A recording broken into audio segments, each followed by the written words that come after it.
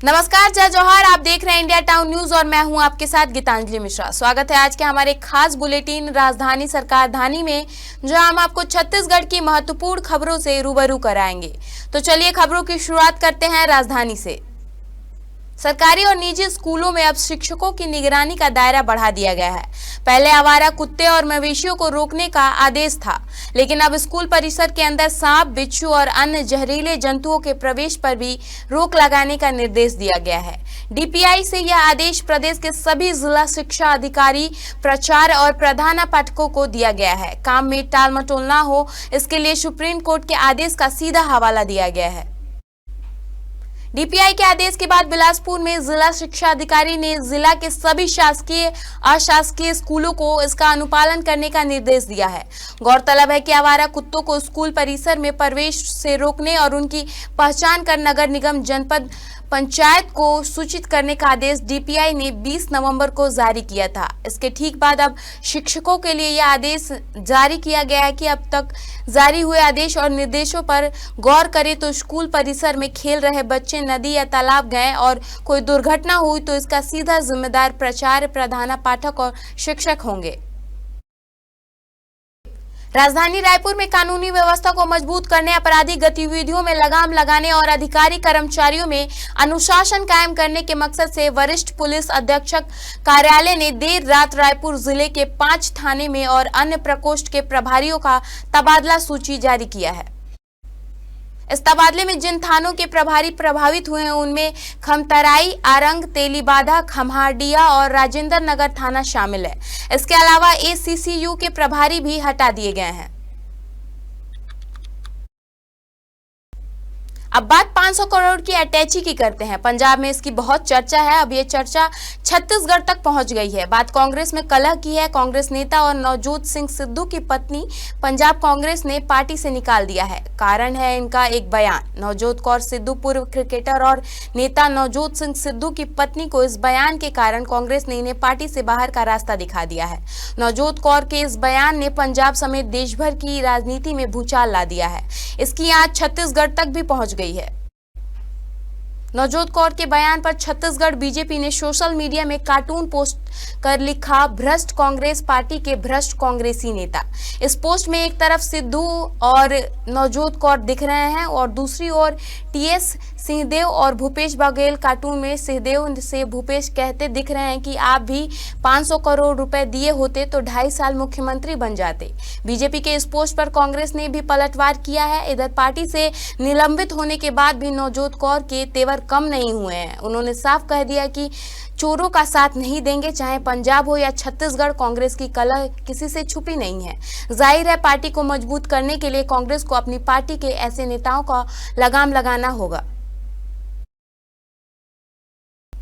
किसान अपने रकबे और फसल आदि के बारे में जानकारी एग्रीस्टेक पोर्टल में अब 15 दिसंबर तक दर्ज करा सकेंगे। कृषि विकास एवं जैव प्रौद्योगिकी विभाग द्वारा सीमित लॉगिन की सुविधा के लिए सभी कलेक्टरों और संबंधित विभागों को दिशा निर्देश जारी किए गए हैं। साथ ही कैरीफोर्ड, डुबान, वन पट्टाधारी कृषकों के पंजीयन सुविधा में दृष्टिगत रखते हुए पंजीयन की तारीख को 15 दिसंबर 2025 तक बढ़ा दी गई है। गौरतलब है कि कुछ जिलों में पंजीयन विवरण में कुछ कृषकों के खसरों में एकीकृत किसान पोर्टल में फसल प्रविष्ट प्रदर्शिता नहीं होने की जानकारी के साथ ही यह भी बताया गया कि इसे सुधारने का विकल्प एकीकृत किसान पोर्टल आईडी में उपलब्ध नहीं है।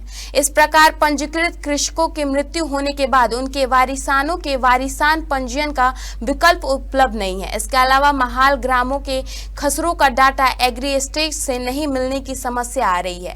इस समस्या के निराकरण के लिए कृषि विभाग द्वारा दिशा निर्देश जारी कर आवश्यक कार्रवाई के निर्देश दिए गए हैं।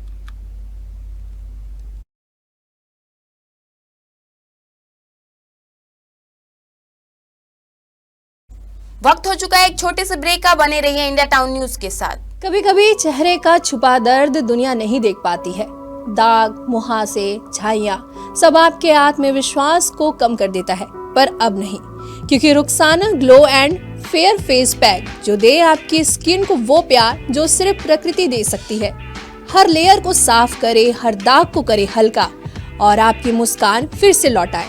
Because you deserve to glow naturally. Rukhsana herbal beauty product Amazon, Meesho और फ्लिपकार्ट में भी उपलब्ध। अमीन मोटर्स उड़ान ई रिक्शा छत्तीसगढ़ का नंबर 1 ई रिक्शा शोरूम, जहां आपको सभी प्रकार के ई रिक्शा के वैरायटीज उपलब्ध मिलेंगे। हमारा ई रिक्शा काफी मजबूत है और ये सालों साल चलता है, तो आज ही घर ले आइए आरटीओ इंश्योरेंस के साथ। हमारा पता है अमीन मोटर्स, प्यारेलाल चौक, जीई रोड, न्यायालय के पास, राजनांदगांव। 9827174038 7724047008। ब्रेक के बाद आपका स्वागत है। चलिए बढ़ते हैं अगली खबरों की ओर। मुख्यमंत्री विष्णुदेव साय की उपस्थिति में राजधानी रायपुर स्थित मुख्यमंत्री निवास कार्यालय में छत्तीसगढ़ राज्य बाल अधिकार संरक्षण आयोग एवं प्रदेश के 6 विश्वविद्यालयों के मध्य रक्षक पाठ्यक्रम के लिए MOU संपन्न हुआ। बाल अधिकारी एवं संरक्षण पर आधारित यह अनूठा पाठ्यक्रम देश में अपनी तरह का पहला शैक्षणिक नवाचार है। मुख्यमंत्री विष्णुदेव साय ने कहा कि रक्षक पाठ्यक्रम छात्रों के सुरक्षित और जिम्मेदारी भविष्य के निर्माण में महत्वपूर्ण भूमिका निभाएगा। उन्होंने कहा कि यह पाठ्यक्रम युवाओं को न केवल रोजगार के अवसर प्रदान करेगा, बल्कि बाल अधिकार संरक्षण के क्षेत्र में आवश्यक विशेषज्ञता भी विकसित करेगा। उन्होंने कहा कि कई बार बच्चे भूलश्व या भ्रमित होकर गलत दिशा में चले जाते हैं, क्योंकि वे अबोध होते हैं। ऐसे बच्चों को सही मार्ग पर लाना हम सभी का सामूहिक दायित्व है। रायपुर नगर निगम के जोन क्रमांक 10 में कई वर्षों से कर बकाया रखने वाले व्यवसायिक परिसरों के खिलाफ सख्त कार्रवाई की गई है।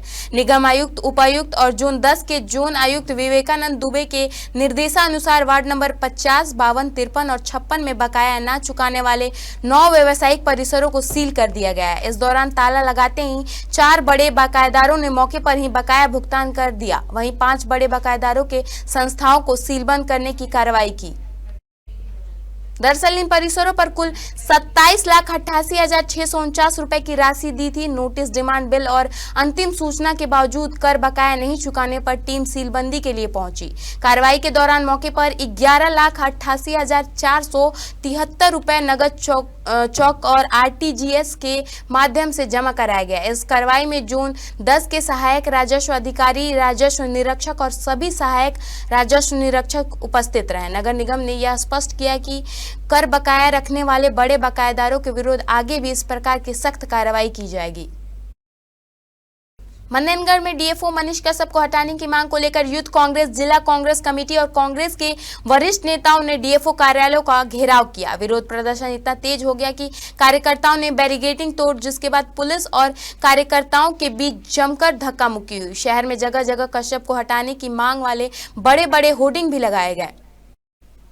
इस दौरान कांग्रेस नेता ने राष्ट्रपति के नाम SDM को ज्ञापन सौंपा। कांग्रेस का आरोप है कि पदभार संभालने के बाद से DFO लगातार विवादों में रहे हैं। पूर्व विधायक गुलाब कमरों ने आरोप लगाया कि रतनपुर, जनकपुर समेत कई क्षेत्रों में ग्रामीणों के घर JCB से तोड़े गए, जिससे लोगों में आक्रोश है। इसके अलावा जंगलों की अवैध कटाई भी की गई है और लकड़ी की सप्लाई मध्य प्रदेश तक की जा रही है। उन्होंने कहा कि पिछली कांग्रेस सरकार के दौरान भी इस रवैये के कारण DFO को कोरिया से हटाया गया था और अब फिर से कार्रवाई की मांग की जा रही है। कांग्रेस नेताओं ने चेतावनी दी कि अगर DFO को हटाया नहीं गया तो वो जल्द ही कलेक्टर कार्यालय घेराव करेंगे। साथ ही आरोप लगाया कि DFO के अड़ियल रवैये से लोग परेशान हैं और भाजपा कार्यकर्ताओं को भी कार्यालय से बाहर धकेल दिया गया था। जिला कांग्रेस अध्यक्ष ने उन्हें पूरी तरह भ्रष्ट बताते हुए जिला से हटाने की मांग दोहराई है।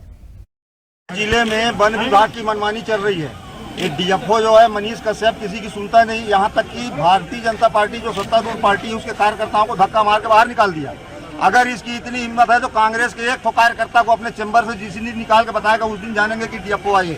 लकड़ी बेच रहा है, यहाँ के जानवरों को बेच रहा है, यहाँ की जमीन बेच रहा है, यहाँ के जंगल बेच रहा है। उसके बाद हम इसका विरोध कर रहे हैं। बैगा आदिवासियों का घर तोड़ रहा है, आदिवासियों को बेघर किया जा रहा है जो वर्षों से काबिज है, वन अधिनियम का उल्लंघन कर रहा है। इसके ऊपर FIR कराना चाहिए। भारतीय जनता पार्टी की सरकार में जब से DFO यहाँ पर मदस्थ हुए हैं, लगातार भारी भ्रष्टाचार किया जा रहा है। चाहे इमारती लकड़ी कटाई देखेंगे किस तरह से यहाँ से कट के यूपी तक सप्लाई किया जा रहा है। एक प्रकार से गिरोह का काम कर रहे हैं। अधिकारी का काम कम, भ्रष्टाचार में ज्यादा।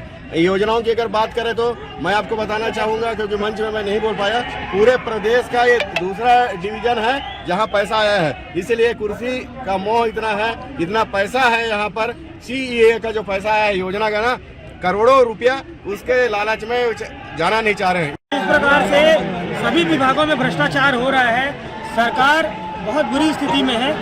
आज जितनी पुलिस बल और प्रशासन ने जो तैयारियां की है यहाँ पर, इतनी तैयारी अगर खड़गवां के रतनपुर में की होती तो आज बैगा आदिवासियों का घर नहीं टूटता। अगर इतनी तैयारी की होती तो किसी आदिवासी के जमीन पर भारतीय जनता पार्टी का कार्यालय नहीं खुलता। इतनी तैयारी वन विभाग ने की होती तो इमारती लकड़ियाँ जिसको चोरी करके काट के ये डीएफओ और मंत्री जी जो बेच रहे हैं वो नहीं होता। देखिए, जिस प्रकार इस पूरे जिले में भालू का आतंक है, हमारे शहर में दहशत का माहौल है। विगत 1 महीने से हम कांग्रेस पार्टी के लोग एक एक छोटी से छोटी बातें डीएफओ को कर रहे थे, लेकिन डीएफओ जिस प्रकार से अपने अधिकारी में मदमस्त होकर हमारे लोगों को परेशान कर रहे थे, हमारे लोगों की बात नहीं सुन रहे थे। हम सभी आज यहाँ पर कांग्रेस पार्टी के लोग इस ऐसे भ्रष्ट अधिकारी के खिलाफ हम लोग यहाँ पर धरना प्रदर्शन करते हुए आज एक विशाल रैली के रूप में यहाँ पर आकर हम लोगों ने प्रदर्शन किया है।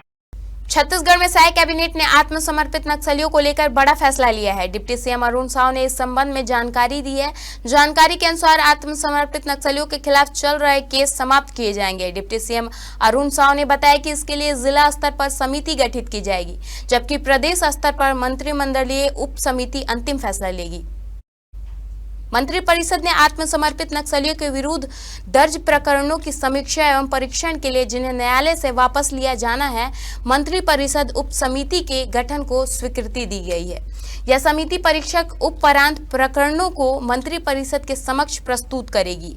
यह निर्णय छत्तीसगढ़ शासन द्वारा जारी छत्तीसगढ़ नक्सलवादी आत्मसमर्पण पीड़ित राहत पुनर्वास नीति 2025 के प्रावधानों के अनुरूप है, जिसके अंतर्गत आत्मसमर्पित नक्सलियों के अच्छे आचरण और नक्सलवाद उन्मूलन में दिए गए योगदान को ध्यान में रखकर उनके विरुद्ध दर्ज मामलों के निराकरण पर विचार का प्रावधान है।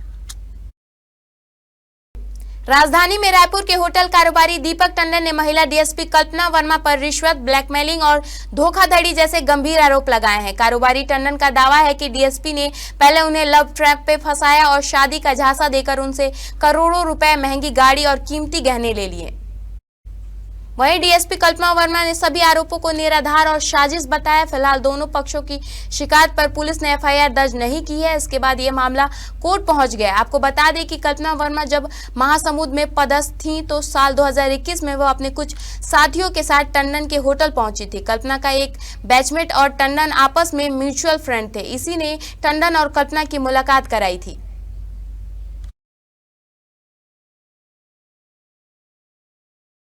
हमारे खास बुलेटिन राजधानी सरकारधानी में फिलहाल इतना ही। देश प्रदेश की तमाम खबरों से अपडेट रहने के लिए बने रहिए इंडिया टाउन न्यूज के साथ। नमस्कार। आप देख रहे हैं इंडिया टाउन न्यूज, भारत की बात।